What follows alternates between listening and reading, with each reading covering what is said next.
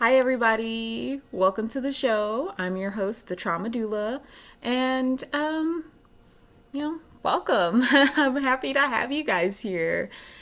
Today, I was brought to a very particular message that I think is definitely right on time for where we're at. There is so much pain and unrest in the Black Lives Matter movement right now, and just in the world in general, that I think the message that came through most clearly is, what is love? And that may sound like a really weird place to start. But truly, like honestly, that is the only place we could start today is with love and mutual love.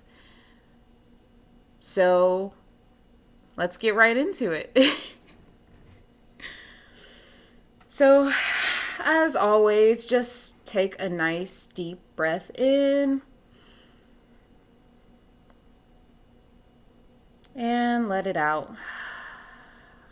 As these messages are not really meant for your logical mind to work to interpret this meaning, but really it's meant to be felt in the heart. It's meant to be understood in the heart. And so, as always, with love, with respect, with gratitude, and with the most open arms, I give this message. And I hope that whoever watches receives it the same way, with open arms and an open heart, with love, with respect. Respectacle.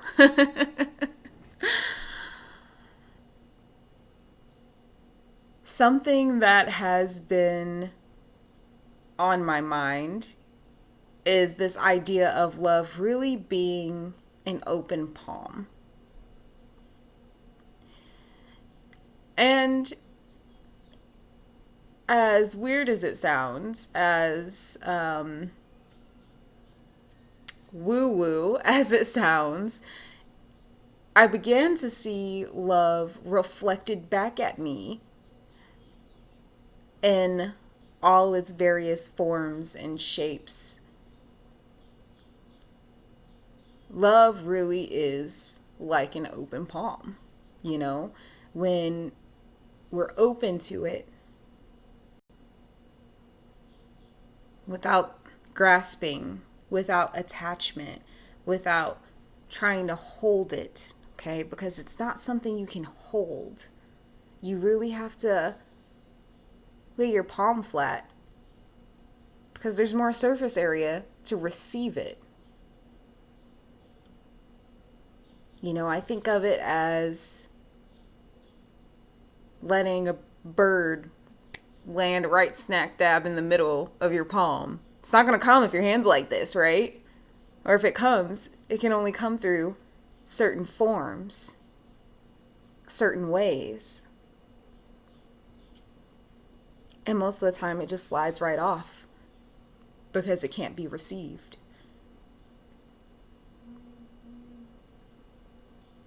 Love really is this open palm, open heart, and so often we have our hearts closed. We have them hardened. I look at the anger and the hate in the world right now. And this is where deep listening, a deep listening to ourself, a deep seeing of ourself really, truly comes in to heal. Because once we start to see that hate, that pain, okay, maybe it looks like anger at first, but then you breathe and you hold that anger. And maybe that anger, what's underneath it really is a deep sadness. That time that someone told me I couldn't be anything. I couldn't do anything. I would be trailer trash. That, and then holding space for that sadness to be there and allowing it and seeing it and realizing that that was something that someone told you. So there's that anger that's covering up that sadness, because it's easy to be angry. It's hard to be sad. We often say that tears make you a crybaby, or whatever ways, man up. All these things that we say that mean your tears are not valid and you shouldn't have them. Your sadness is valid because it's telling you something. Your anger is valid. It's telling you something. It's telling you that there's something there that needs to be seen. So all this anger, okay, from all over the place, as we dig a little deeper, there's that sadness. There's that hurt child. There's that hurt inner child. There's that shadow. And then you sink a little deeper into the sadness, and then you realize maybe it was truly abandonment. That abandoned inner child, that hurt inner child. And you realize it was some comment your mother's cousin said on your 5th birthday, and you didn't ever realize that it hurt you that deeply. And then you grew up and built walls around it, and more walls around it, until one day it looked like anger. And you just have anger issues, and you just walk around like that, right? So when I see a person who can murder another human being, right? Because this is what's happening. People are murdering other people, and they feel empowered to murder human beings. That's on them somewhere. That pain, that hurt, okay, that's not just the pain and hurt of the person that had their life taken.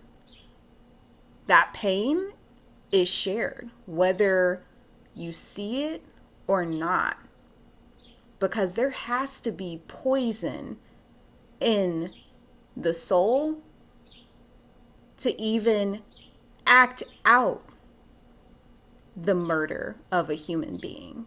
And to live with that,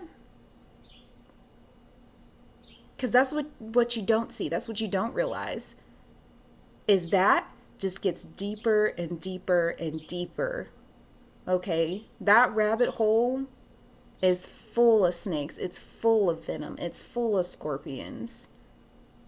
And that is a deep, deep shadow. Shadows are not easy to work with. They're not easy to see. So as the world reflects this anger, this pain, this rage, I'm reminded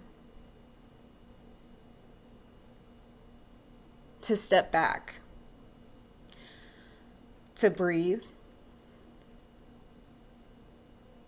and to say, if love is an open palm, how can I be that? How can I choose that? How can I live that out in the world?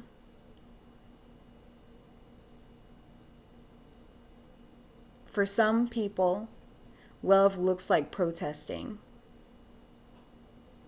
And no movement has ever moved forward without unrest. For some people, love looks like yoga for protesters, for people who go through trauma.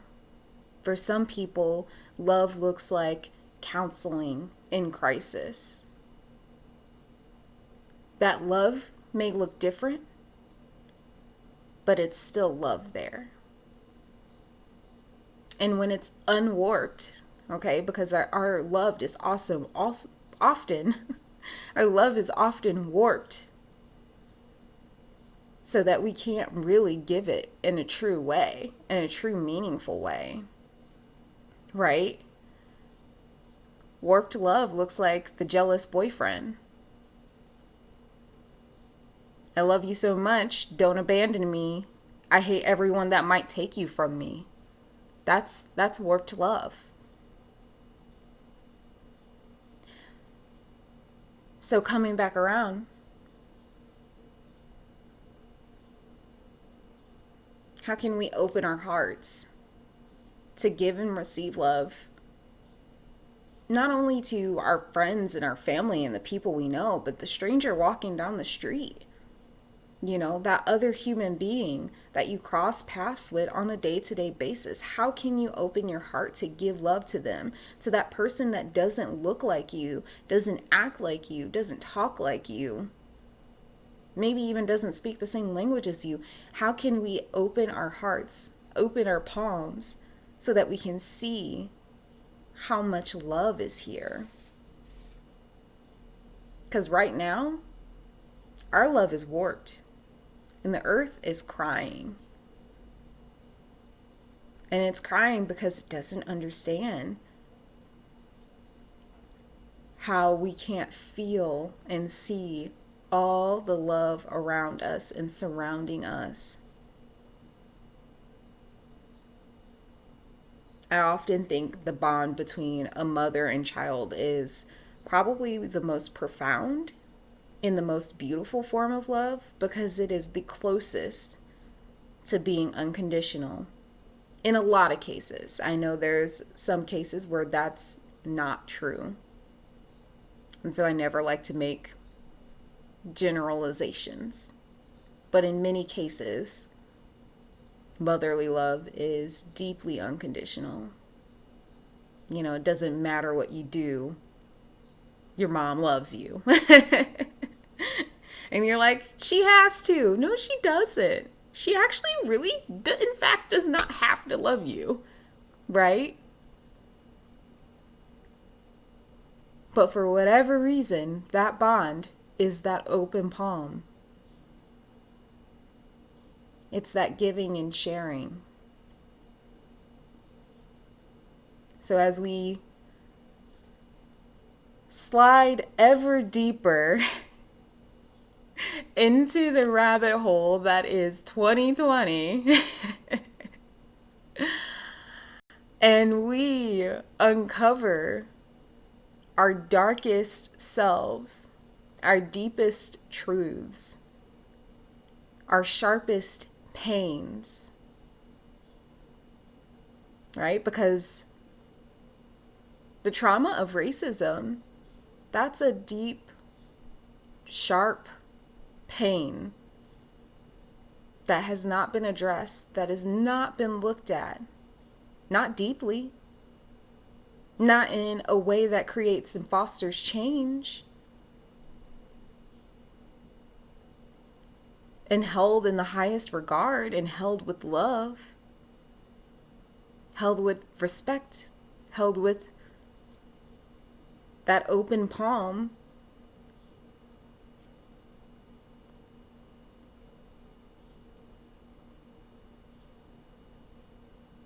I often say this thing that until we really like truly have reverence for all life in all its forms, in all its glories, we will not know peace on earth. We will not ever have harmony.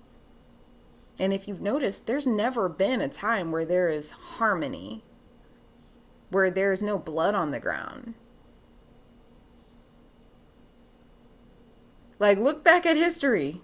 People idealize this, like, time where everything was great, but it actually, in fact, was not. When you read, look at the news, you know?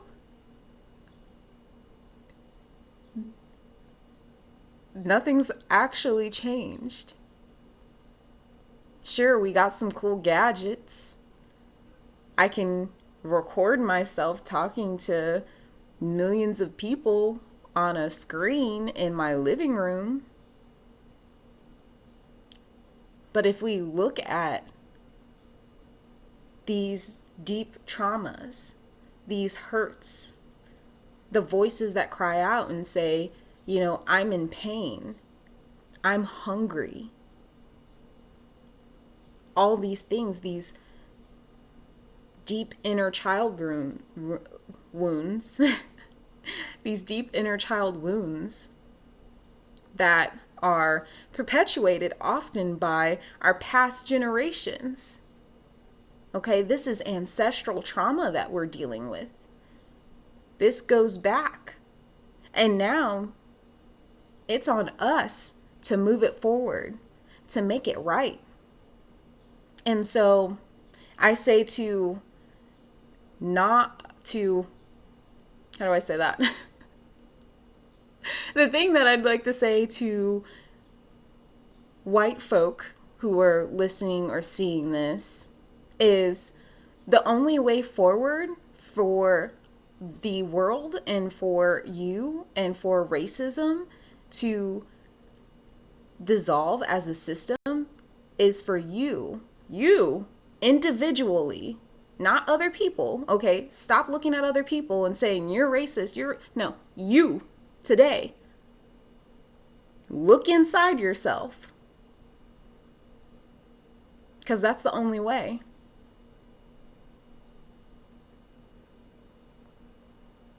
For my Black and Indigenous and people of color,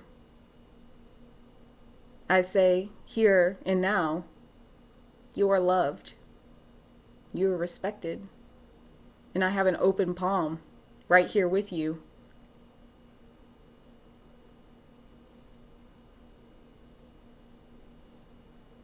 And we have to look inside too and say, how do we want to move forward? What do we want to do?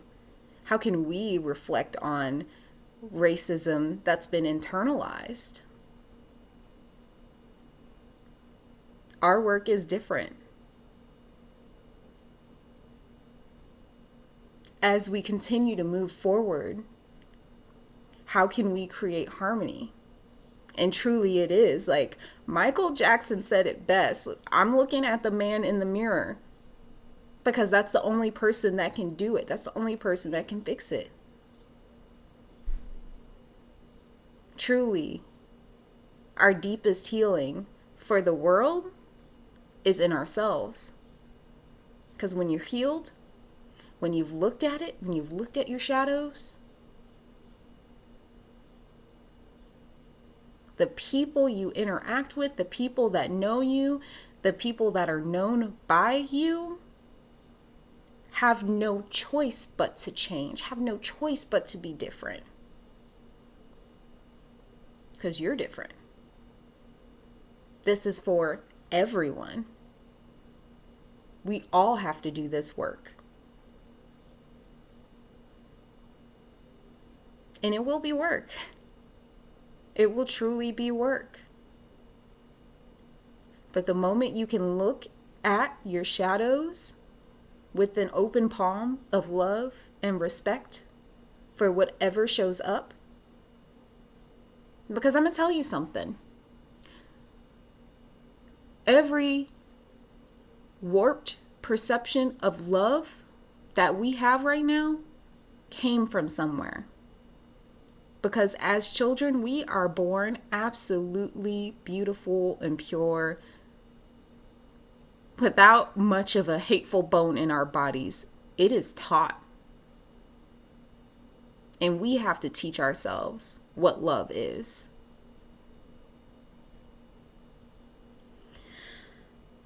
I guess that's the message for today. So with much love, with much respect, and with an open palm, thank you for being here. As always, it is truly an honor. Pageant wave.